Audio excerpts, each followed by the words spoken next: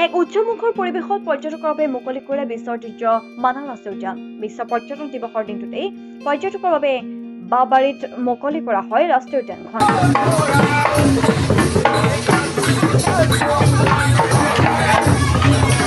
ৰাজ্য চৰকাৰৰ পৰ্যটন মন্ত্ৰী জয়ন্ত মল্ল বৰুৱাই ৰঙা ফিতা কাটি মুকলি কৰে মানাহৰ প্ৰৱেশদ্বাৰ। ইয়াৰ পূৰ্বে বাঁহবাৰী ৰেঞ্জৰ কাৰ্যালয়ৰ পৰা এক সাংস্কৃতিক শোভাযাত্ৰা মুকলি কৰি প্ৰৱেশদ্বাৰত উপস্থিত হয় মন্ত্ৰী জয়ন্ত মল্ল বৰুৱাৰ লগতে BTR মুখ্য কাৰ্যবাহী সদস্য প্ৰমোদ বড়ো সহিতে অন্যান্য বিষয়ববীয়াসকল।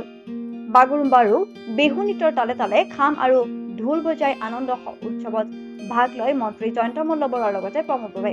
উল্লেখ্য যে প্ৰতিকূল বতৰৰ বাবে বিগত 3 মাহ পৰ্যটকৰ বাবে বন্ধ আছিল ৰাষ্ট্ৰীয় উদ্যানখন।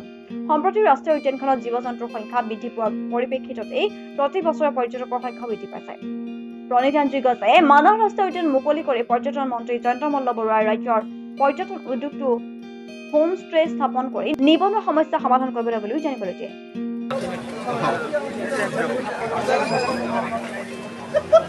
যিটো পৰিৱেশ আজি দেখিছোঁ এই পৰিৱেশৰ পৰা নিশ্চিত যে এইবাৰ মানাহ ৰাষ্ট্ৰীয় উদ্যানে বিগত বছৰসমূহৰ সকলো ৰেকৰ্ড ভংগ কৰিব। যোৱা কেইটামান বছৰ মানাহ অঞ্চলত যি ধৰণৰ শান্তি আৰু সুৰক্ষাৰ কথা আহিছে এই কথাবিলাকে মানাহৰ পৰ্যটকৰ সংখ্যা বৃদ্ধিত যথেষ্ট অৰিহণা যোগাইছে আৰু মই ভাবোঁ যে এই অঞ্চলটো যিটো ভৌগোলিকভাৱে খুব সুন্দৰ অঞ্চল, দুখন ৰাষ্ট্ৰৰ মানে সীমামূৰীয়া অঞ্চল আৰু এই সীমাত থকা ৰাষ্ট্ৰ দুখনৰ সীমাত থকা এই অঞ্চলটোৰ ভৱিষ্যতৰ সম্ভাৱনা বহুত আছে।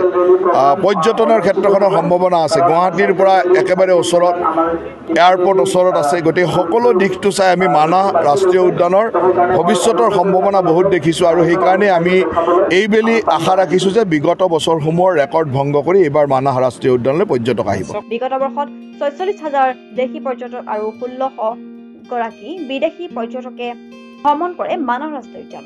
2023-24 বৰ্ষটোত ৰাষ্ট্ৰীয় উদ্যান কৰ্তৃপক্ষই লাভ কৰে 1,20 কোটি টকা ৰাজহ। সমান্তৰালকৈ ৰাষ্ট্ৰীয় উদ্যানখনত বৃদ্ধি পাইছে জীৱ-জন্তুৰ সংখ্যা। ৰাষ্ট্ৰীয় উদ্যানখনৰ বাঁহবাৰী, ভূঞাপাৰা, পাণবাৰী আৰু কোকলং বনাঞ্চলত বাঘ, হাতী, গড়, মেথনৰ লগতে বিভিন্ন প্ৰজাতিৰ জীৱ-জন্তু প্ৰত্যক্ষ কৰে আপ্লুত দেশী বিদেশী পৰ্যটক। আনহাতে মানাহত আছে হাতী চাফাৰী, জীপ চাফাৰীৰ লগতে ৰিভাৰ ৰাফটিঙৰ ব্যৱস্থা। এই ইণ্টাৰনেশ্যনেল টুৰিজম ডেত আমাৰ অসম চৰকাৰ আৰু BTR চৰকাৰে ইউনাইটেডলি আজি আমি ইনগ্ৰেশ্যন কৰিছে। ৰাইজৰ কাৰণে অপেনিং কৰি দিয়া হৈছে। খুব ভাল লাগিছে। এই সময়ত আমাৰ মিনিষ্টাৰ, ডিপাৰ্টমেণ্টেল মিনিষ্টাৰ আৰু আমাৰ BTR চিফ প্ৰমোদ বড়ো ডাঙৰীয়াও আগভাগ লৈছে। গতিকে মই ফৰেষ্ট ডিপাৰ্টমেণ্টৰ এজন EM হিচাপে আজি নিজকে গৌৰৱ অনুভৱ কৰিবলৈ সক্ষম হৈছোঁ।